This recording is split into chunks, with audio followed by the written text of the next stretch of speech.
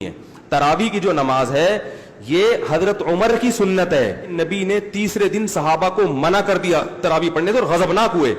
اس سے کسی نے سوال پوچھا کہ کیا اس پہ غضبناک ہوئے کہ نماز پڑھنے کیوں آ رہے ہو؟ اس نے کہا نہیں، غضبناک اس پہ ہوئے کہ فرض نہ ہو جائے. یہ بھی گھمایا ہے بات کو. بھائی غضبناک اگرچہ وجہ یہی تھی کہ فرض نہ ہو جائے، لیکن غضبناک ہوئے اس پر کہ دوبارہ پڑھنے کیوں آ رہے ہو، اتنا شوق کیوں دکھا رہے ہو.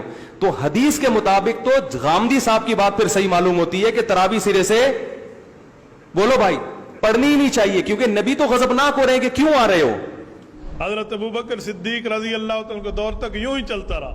حضرت عمر کا دور آیا تو حضرت عمر رضی اللہ تعالیٰ نے 2-3 کام اس میں شامل فرمائے. نمبر 1 فرمایا اب پورا مہینہ مسجد پڑھیں گے. نمبر 2 پورا قرآن پاک پڑھیں گے.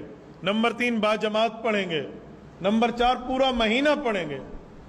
اذان میں الصلاۃ خیر من النوم کا لفظ حضرت عمر نے بڑھا دیا تھا. کے اندر بخاری کے الفاظ ہیں، آپ علیہ السلام سخت ناراض ہوئے اسی حدیث میں، اور آپ نے فرمایا کہ جاؤ اپنے گھروں میں جا کے نماز پڑھو.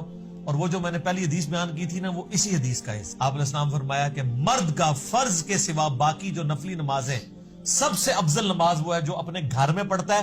میری اس مسجد میں نماز پڑھنے سے بھی بہتر نماز ہے. یعنی اللہ کے نبی کے پیچھے کوئی فرض نماز کے سوا نفلی نماز پڑھے اور مسجد نبوی میں بھی پڑھ رہا ہو، تب بھی ان دونوں سے بہتر ہے گھر میں وہ نفلی نماز پڑھے. کہ جو تراوی نہیں پڑھتا اس کا روزہ ہی نہیں ہوتا. حتیٰ کہ آپ دنیا سے تشریف لے گئے. پھر سیدنا ابوبکر کا دور آیا اور یہ معاملہ اسی طریقے سے ان اٹینڈڈ چلتا رہا. پھر حضرت عمر کا دور آیا تو حضرت عمر کے بھی ابتدائی کچھ سال اسی طریقے سے گزرے. یہ مسلم شریف کی حدیث ہے. انہوں نے کہا اس سے بہتر وہ نماز ہے جو رات کے آخری پہر میں اٹھ کے ادا کی جاتی ہے. بس یہ کہ وہاں سے چلے گئے. یعنی مراد یہ کہ وہ حضرت عمر والی نماز پڑھتے تھے اور یہ جسٹ فیسیلیٹیٹ کیا. حضرت عمر بھی اس کو افضل نہیں سمجھتے تھے، لوگوں کو اکوموڈیٹ کیا. اس لیے شیعہ کا یہ موقف ہے کہ حضرت عمر نے جو شروع کروایا وہ اس کو بدعت سمجھتے ہیں. وہ بھی ایکسٹریم پہ گئے. حضرت عمر نے کبھی بھی اس کو ایز اے فرض کے طور پہ جاری نہیں کیا، جسٹ ایک مستحب کے طور پہ کیا. اور خود بھی وہ آپ دیکھ لیں انہوں نے تو نہیں پڑھی وہاں پہ نماز. جب آپ یہ کہتے ہیں خود تو کوئی نہیں پڑھی ہے، کہتے ہیں دیکھو جی یہ حضرت عمر کو کہتے ہیں نعوذ باللہ، وہ کہتے کچھ تھے کرتے سر جو انہوں نے کہا انہوں نے وہی کیا ہے. انہوں نے کہا اس سے بہتر نماز جو ہے رات کے آخری پہر میں پڑھی جاتی ہے، کیونکہ بخاری مسلم میں کہ یہ حدیث ہے نبی الاسلام نے آخری پہر میں اٹھ کے یہ نفلی نمازیں ادا کی ہیں. تو حضرت عمر تو نبی الاسلام کے طریقے کے اوپر چل رہے تھے. کہ شیعہ تراویح کیوں نہیں پڑھتے؟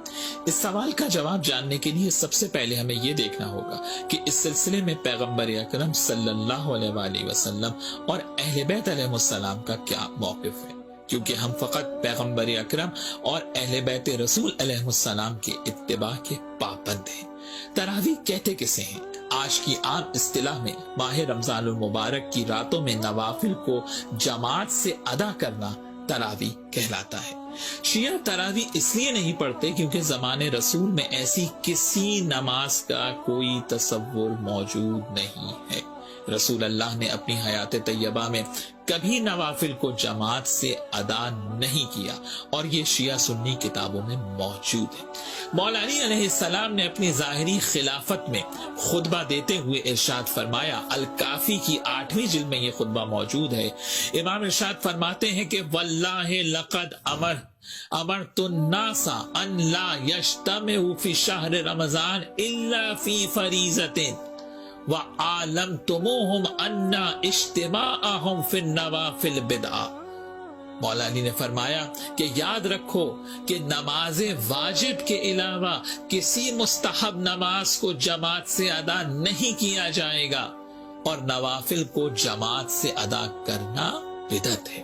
مولا علی علیہ السلام نے جو حق بات تھی سیرت رسول کے مطابق وہ لوگوں کو بتا دی. کیا باب مدینۃ العلم سے زیادہ بھی کوئی سیرت رسول اور سنت رسول کو جانتا تھا کہ ماہ رمضان المبارک میں نوافل کو ادا کریں، مستحب نمازیں ہیں، قیام اللیل کریں، لیکن ایسے انجام دیں جو رسول اللہ صلی اللہ علیہ وآلہ وسلم کی سنت کے عین مطابق ہو. الگ نماز نہیں. ٹھیک، میں نے جو بات کہی تھی وہ یہ کہی تھی کہ تراویح کوئی الگ نماز نہیں ہے، یہ تہجد کی نماز ہے. اب سوال پیدا ہوتا ہے قیام اللیل سے مراد کیا ہے؟ یہاں پہ میں تراویح کا جو پس منظر ہے وہ بیان کر دینا چاہتا ہوں. دیکھیے جیسا کہ ہم نے خطبے میں بھی دیکھ لیا، اللہ نے قیام اللیل جو ہے اسے فرض نہیں ٹھہرایا تطوعا، قرآن مجید میں بھی اس کا کوئی ذکر نہیں۔